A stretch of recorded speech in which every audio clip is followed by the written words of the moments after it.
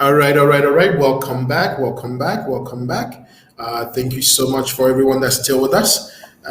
We really appreciate you joining us again. I'm still in the dark, even though there's light now. You know, it's one of the best things of the dark skin. During the light, I can soak in all the sun, but at night I get dark. You know, so it's just revel in the glory. That's all I'm saying.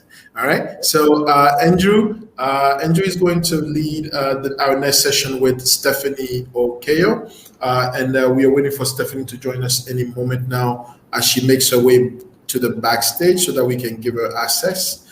She should be here any moment, and we'll allow her. We'll get her in. All right. So let's just wait for Stephanie. Andrew, how's it going today? You're coming to us from New York City. What's the weather like there? Going great. It's a beautiful fall day. Definitely the temperature is starting to get a little bit cooler. Just a few days ago, I was in Accra as well, enjoying the heat before the cold winter. But as soon as I get my passport renewed, I'll be back on the continent helping Rama and our teams continue to expand. So looking forward to being back shortly. Wonderful. So I would be stopping my screen here, and I'll let you and Stephanie kick it off. Stephanie, great to see you. Hi, thank you, Rama. So I would be stopping my screen here, and I'll let you. Got a little bit of a feedback here. Stephanie, great to see you. Okay. Hi, thank you, Rama.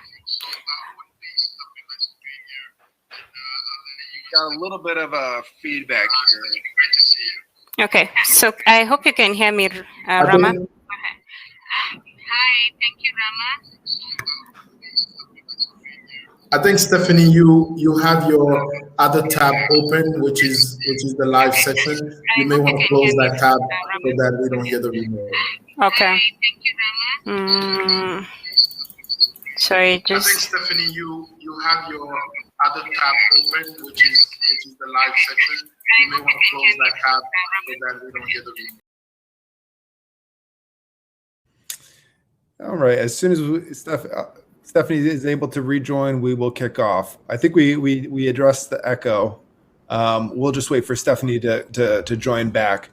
One of the things to highlight is Stephanie is one of our first partners that we're excited to partner with. And she's going to talk more about this role of STEM and the sciences and technology and the initiative that she is spearheading. And then, we're also going to definitely have her talk about, women and careers in technology and sciences because it's going to become ever more important.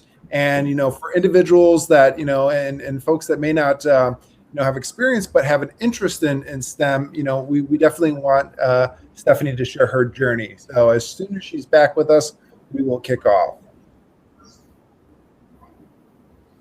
All right, wonderful. I think Stephanie may be having a bit of an issue finding her screen, so she will be back any moment now.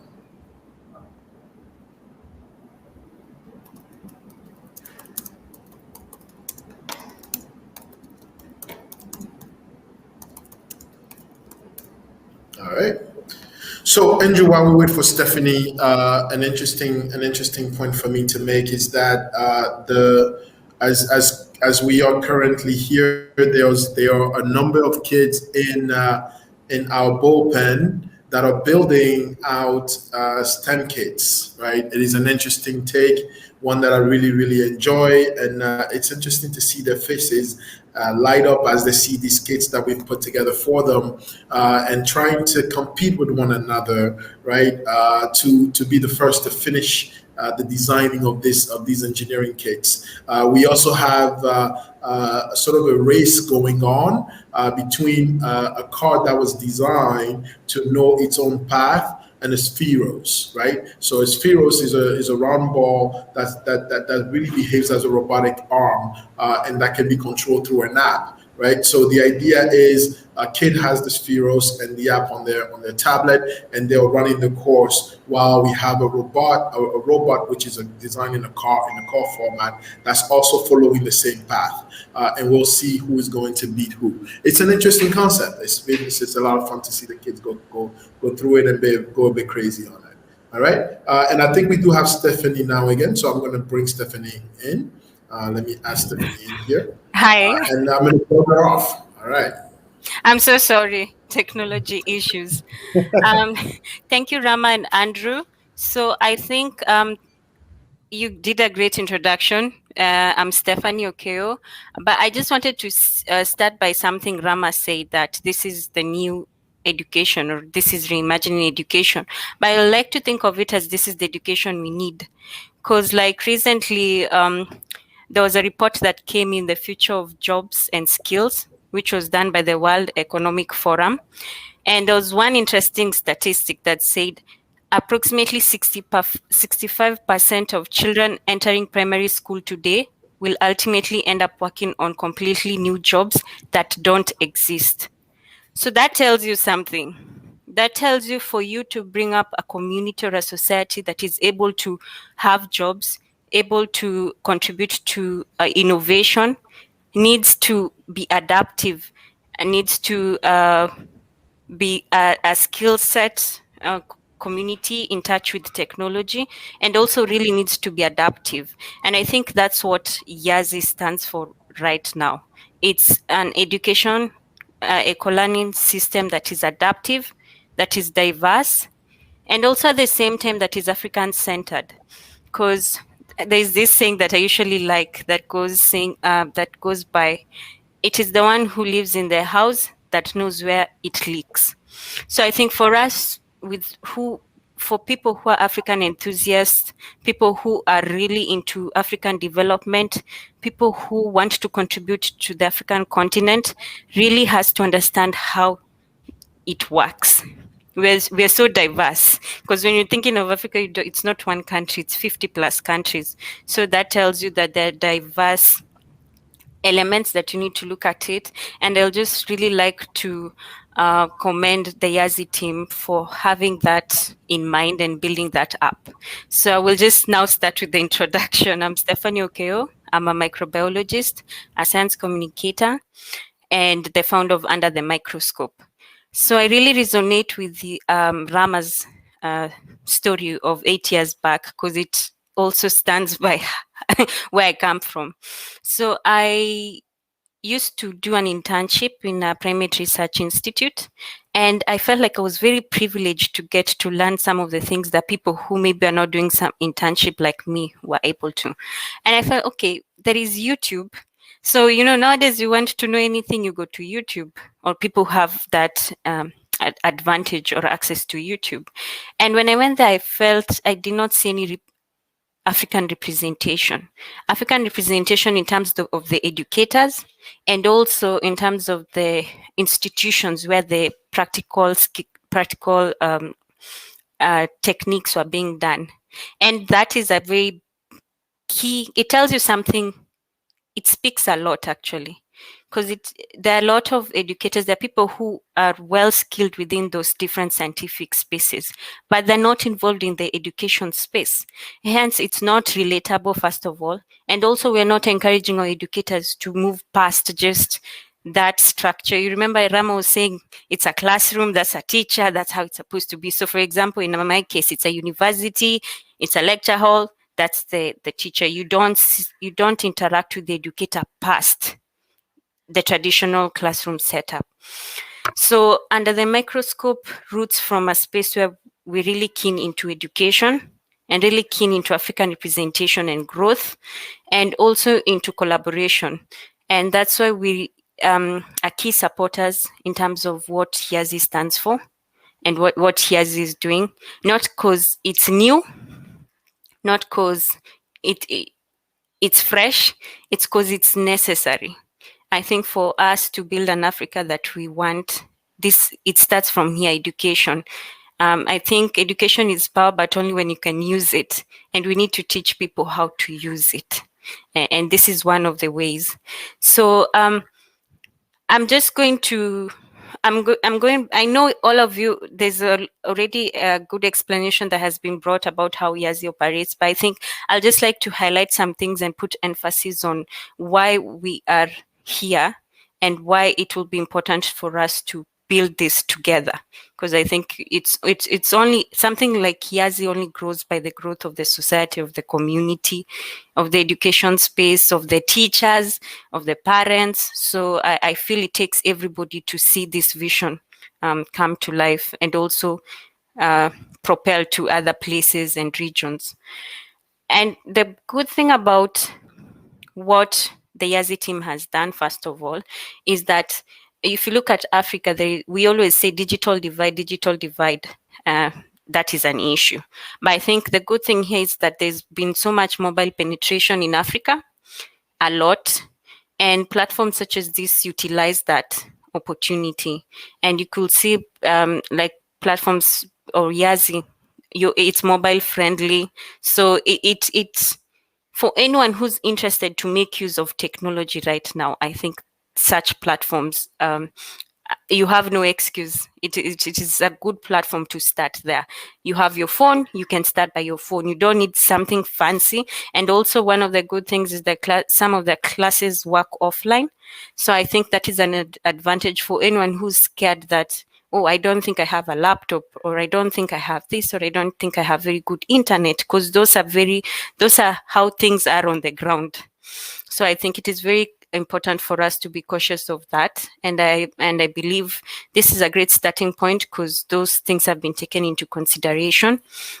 And the other thing is also a holistic approach to the learning ecosystem, because they are educators, they are students, and also they are I usually call the other support system. This will be the teachers, the parents, the guardians. And I think it has looked at all that and seen, okay, what is the role, and also how can everybody benefit from that. And I really love the idea whereby the educators also get economic growth to it, because you also have to incentivize, and I think that is very important, and also make use of skill, and there's also skill development apart from economic empowerment that is coming from this. So I think that is also one of the key elements, is that we tend to have these programs that are free and then they don't really benefit the people receiving it. And hence there is no prosperity, there's no sustainability, because you're not able to really retain that person to be engaged. And I feel this is not only economic empowerment, but now the teacher has to go through capacity building for them, because they have to there's skill development also of the teacher. And also for the student, we've moved from that era whereby there is one way of teaching. For those who are able to get it well and good, for those who are not, maybe this is not for you.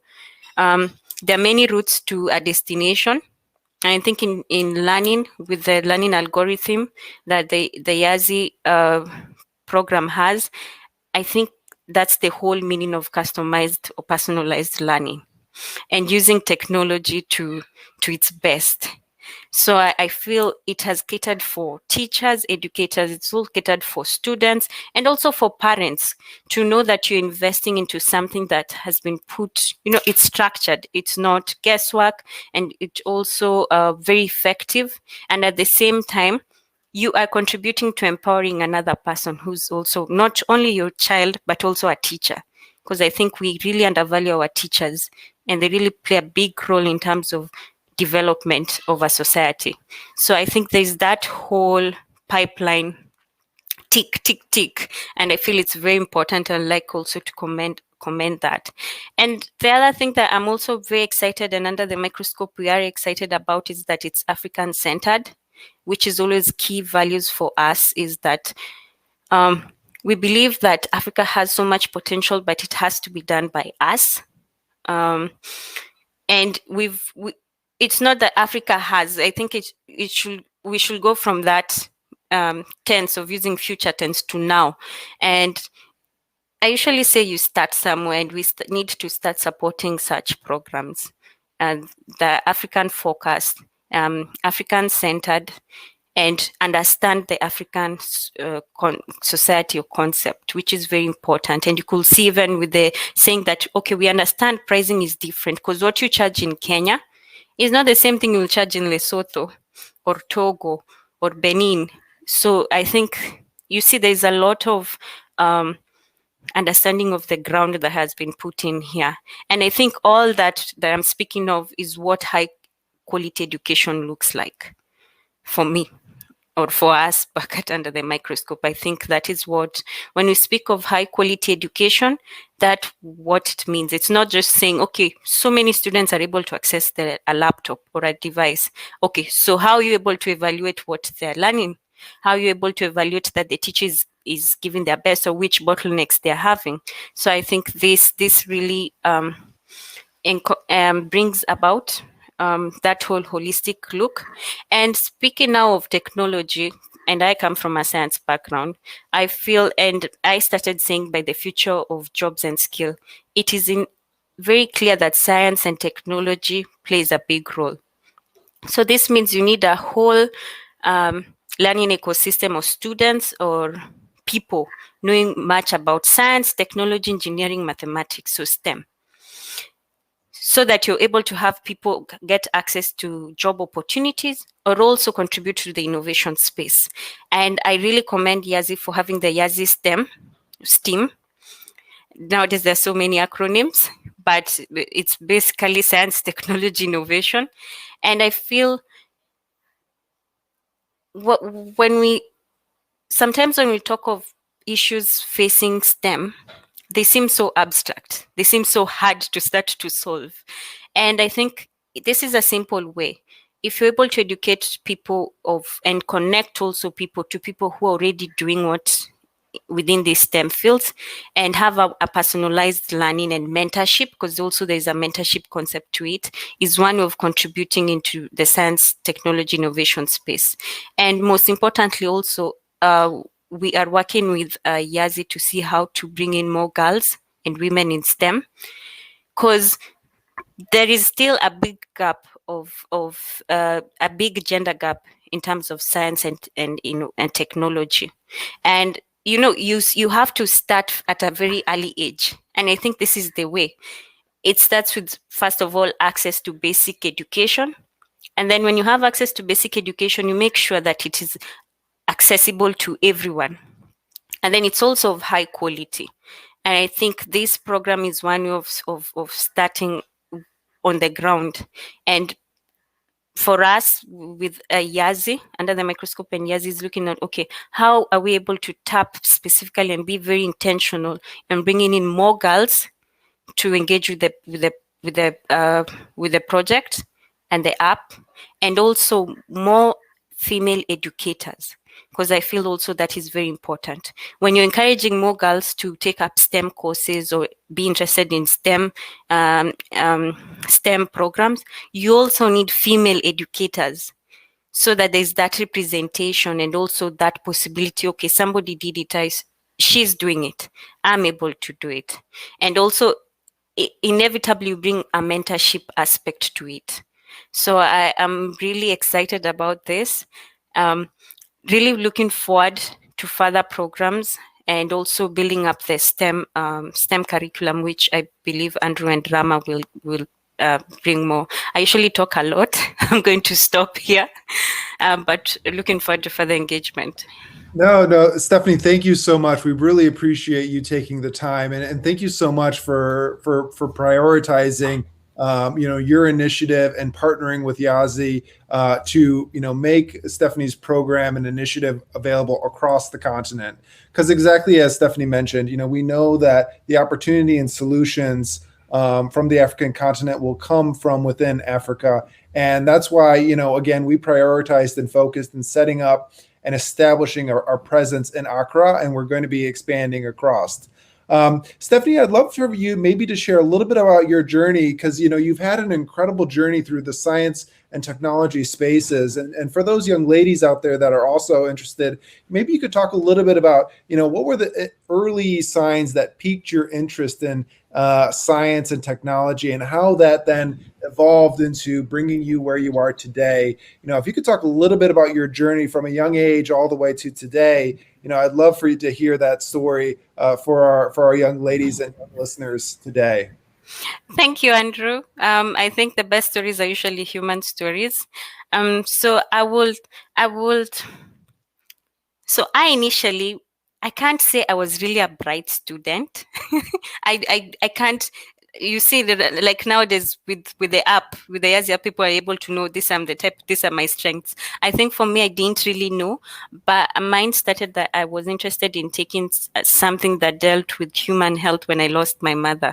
So I knew I really wanted to do something within either a doctor or something within human health. So when I finished my secondary school, I got into microbiology because I also wanted really something focused with biology. And that's, according to what my results, that's where I was more centered in terms of my strengths.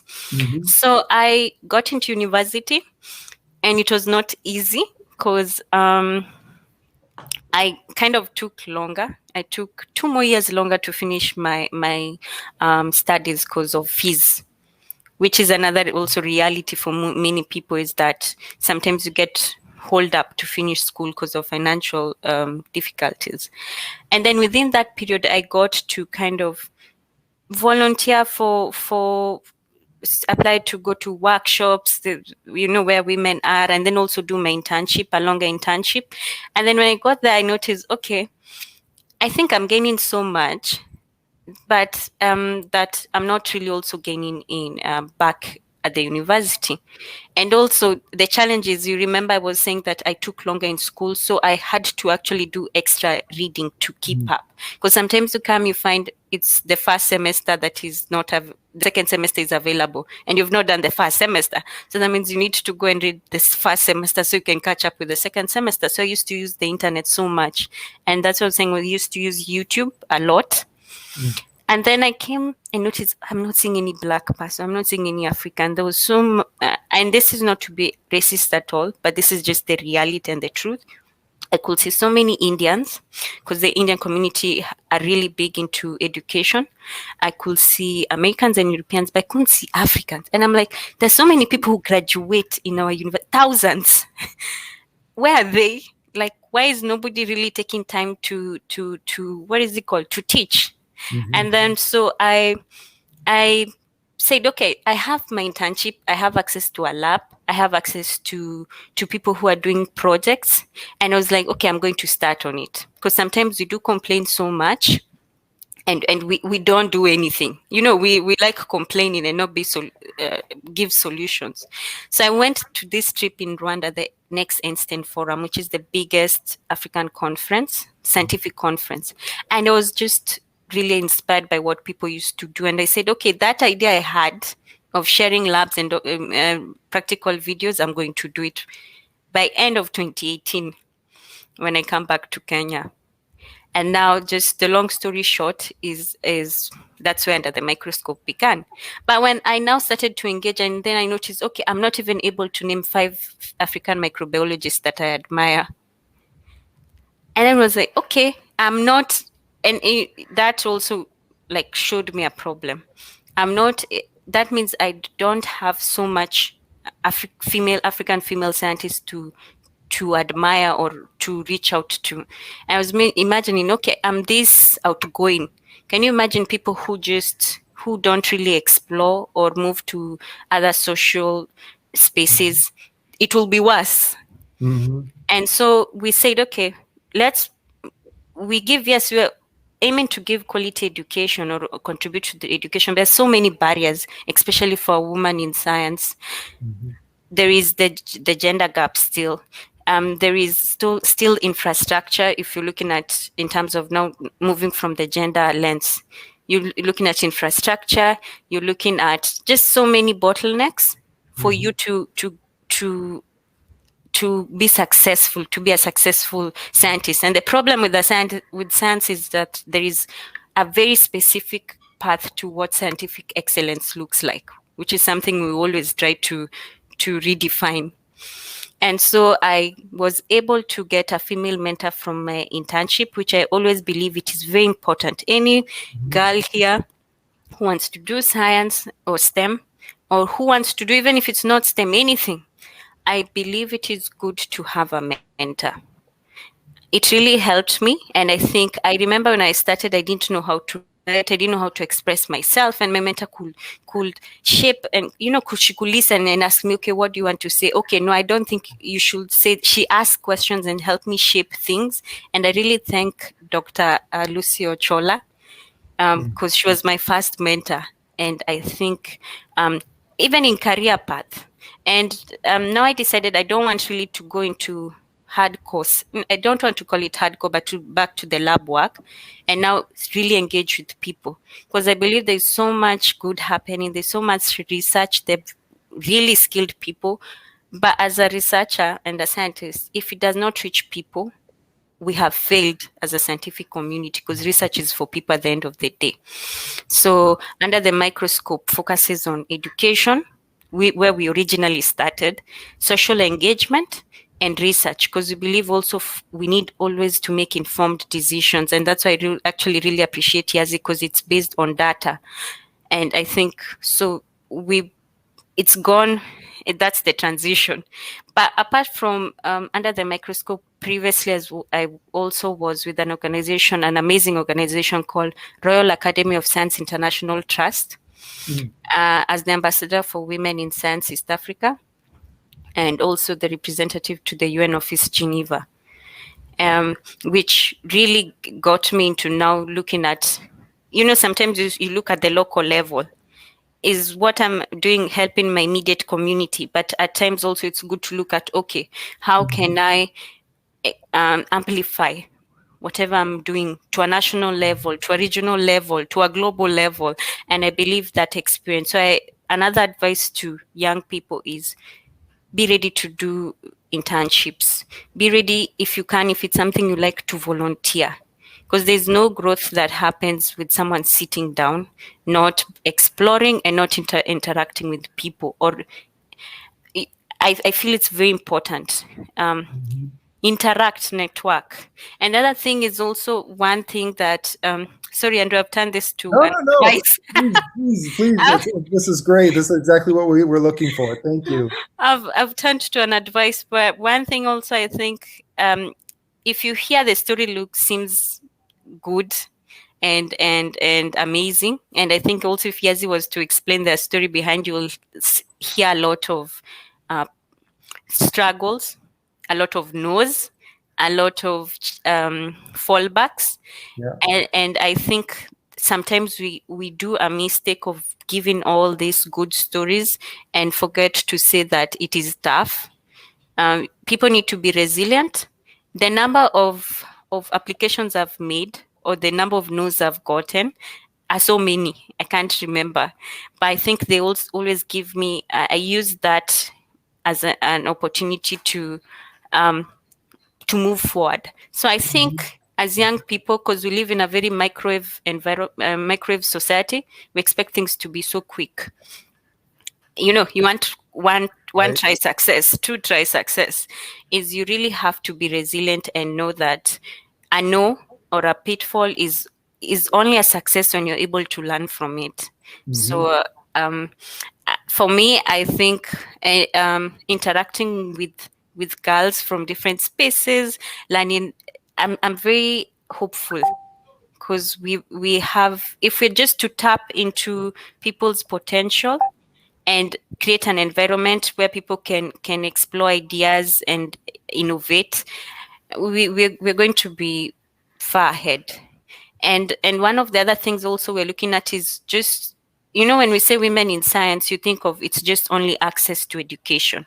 I think there are very many infrastructure barriers that hinder women and girls in science. So, for example, when you're talking digital divide, one of them, people don't have maybe access to phones, maybe due to cultural reasons, maybe to just economic reasons. So I think that those are one of the areas to look at in terms of us as an organization. The other one will be also reasons why girls don't go to school. Will be also things like a structure to sanitary facilities or stations. So I think it's a very complex issues with many angles to look at, but I think it's just always starting. I always say just start. And the other thing is also cultural barriers, which I feel it's something that cannot be worked on overnight. I just work on. So yeah, just my story in a nutshell and my Thank thoughts. you so much, Stephanie, for sharing. Both with the program and initiative of Under the Microscope, and also your personal journey, how you've started from a young age and developed into the professional that you are today. I hope again we want to continue to highlight these stories and these journeys because everyone is different, and there's no reason why every single person listening today, whatever part of the world or part of the continent you're coming from, a boy or girl, there's a chance to develop Yeah. and meet your dream and really make an impact. Because again, Yazi is not being built in a silo. If you develop curriculum and you want to share it with other countries across the continent, we want Yazi to help you do that and help you achieve that mission. And as Stephanie mentioned, that mentorship is a key component for Yazi. So, Stephanie, thank you so much for your time today. Thank you so much for partnering with Yazi and seeing our vision because, it's really going to help us transform the space. Thank you, Andrew and Rama. Thank you, Stephanie. Thank you, Andrew. Really appreciate it. And thank you for leading the girls in science. I think it's very important that we make an effort in that regard. I think for a long time we've sort of neglected that area of growth, and it's important for us to start developing it and be very intentional about it. Right. So looking forward to doing more with Under the Microscope. Looking forward to doing more with you, Stephanie, and leading the way on the continent. All right. Thank you. And sorry, can I add in just something? Absolutely. Absolutely. And I think what is amazing is you guys have created a space for anyone to join. And I think usually that's the challenge when it comes to like big programs or programs that have a wide reach is how do you tap into grassroots initiatives? How do you tap into grassroots programs? How do you localize it? And I think the concept of partnership is amazing because if you're just somebody who is a community-based organization and you work with schools, this is an opportunity. If you're somebody who works with maybe health or you're working with schools in any sector, this is still an opportunity. So I think there is space for everyone who is concerned about their community. Absolutely. Yeah. Absolutely. I mean, as you stated, right, it takes a village, right? And to be learners obsessed is to understand that learning doesn't just happen in school. It doesn't just happen within those four walls of a classroom, right? We are always learning and we are always growing as human beings. And because of that, we have to enable ourselves and we have to enable the platform to sustain learning beyond anything else that we have. Right, and the community plays a huge role. It plays a key role in sort of developing the individual into reaching their full potential. So we are excited. We really, really are excited to bring Yazi because it does take advantage of that community. It enables the community to support the learner, but at the same time enables the learner to support the community. Right, and the community informs our pathway. It informs we have what we call community-driven curriculums, right? Because ultimately we understand and we listen to the market, we pay close attention to the market in order for us to develop anything that we bring to the market. Thank you, Stephanie. Thank you. All right. So with that, Andrew, we're going to bring in Jenna, who is our our user experience manager, who has done a tremendous job of building those use cases videos that you saw earlier. Right. We talked briefly about the guide experience. We'll show you the perspective from a guide very soon here. But before that, thinking about women in science, I wanted to bring in Jenna so that we can talk about a bit of women in science and how Jenna got her start and what it was like for her to actually build the Yazi to build the Yazi user experience. Okay, so I'm going to share a recording of Jenna here. All right, let's do it this way.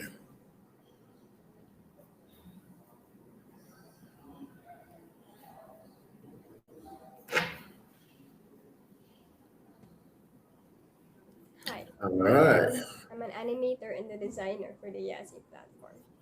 I designed the Yazi app and dashboard interface. I was also in charge of creating the app illustrations and animations for it. I also worked on some short animation films for Yazi.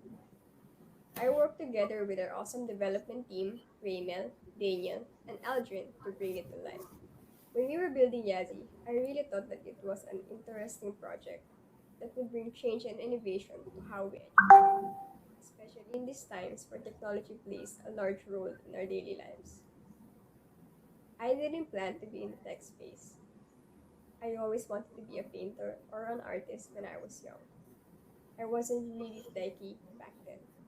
In college, even though I was an animation student, we had coding classes, and I thought that this was a very interesting subject, and it was a cool skill to have these days. I thought that maybe if I can learn more about programming, I can too build some awesome tech in the future that people would use. With something like Yazi, it might be easier when you can learn with an expert on the subject when you need it. We are so excited to share with you what we've been working on Yazi Academy. I know Yazi will help more people in their learning journey. I hope the Yazi platform can open doors of opportunities to everyone. Don't let anyone hold you back. Thank you, and I'll see you next time. All right. So that is a bit about Jenna. Jenna is definitely an interesting character that I've gotten to know over the past few years. Jenna is immensely bright. And understand the interworkings of a user experience incredibly. I'm going to show you now sort of a YouTube video that Jenna has designed that talks about the way that our guide are supposed to behave. But before I do show that video, I wanted to point out the fact that we started the journey not really knowing what way it was going to take us, right? We started by thinking, how do we get a user, how do we get a person to really grow as a learner, right? How do we understand the way that a person learns, right? And then we work backward from that. And we started designing, not knowing what the journey was going to lead us really. And Jenna, along the way, really sort of shown herself to be a leader in the way that we do that, right? In the way that we define the journey itself. And she quickly designed ways that enabled us to charter a course, right? So I'm going to play this interesting YouTube video for you that is also another animation that was created by Jenna, and thinking about women in tech, right? And the way that women are able to lead from the front, right? It's really a success story that I really enjoy. All right, so without further ado, here goes.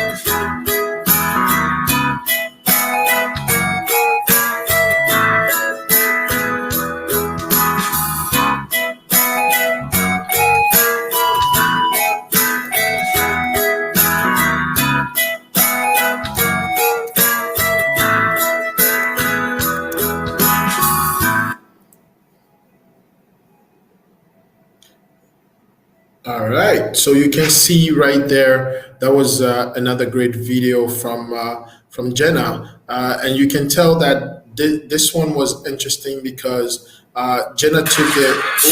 It's still playing back there.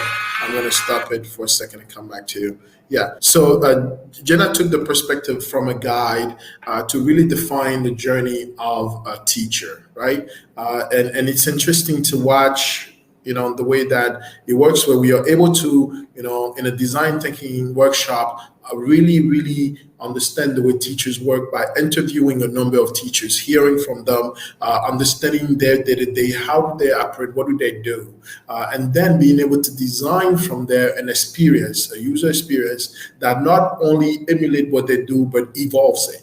Right? So that they can actually, when they're online and they're using the Yazi platform, they can feel at home, but understand that there's more to what they currently do and they can grow over time. And the Yazi platform enables just that, right? Within the Yazi platform, our tutors, our learners, our guide can actually evolve the way they learn. We make sure that we audit all of our interaction and as we audit our interaction, we take note of opportunities and we make sure that we relay those opportunities to our guide so that our guides are able to grow over time. They are able to evolve and develop new skills themselves over time as they impart new knowledge and new skills onto other users, right, and other learners. So it is imperative for us to really do a decent job of how we collaborate together, how we grow together. Right, so I'm very, very, very, very grateful for the day.